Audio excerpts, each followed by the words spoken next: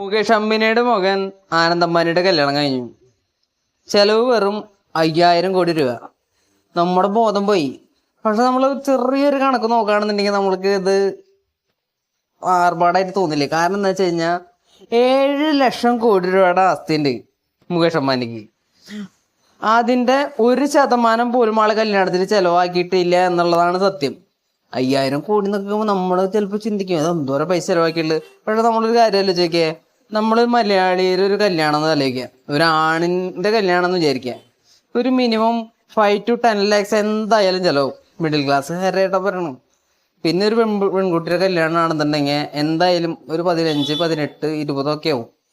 ആ കണക്കൊന്ന് വെച്ച് നോക്കുമ്പോൾ, അതായത് നമ്മുടെ സ്വത്തിൻ്റെ 50% തന്നെ കല്യാണത്തിന് വേണ്ടി നമ്മൾ ചിലവാക്കണം. മിഡിൽ ക്ലാസ് ഫാമിലിയുടെ കാര്യമായിട്ട് പറയണം.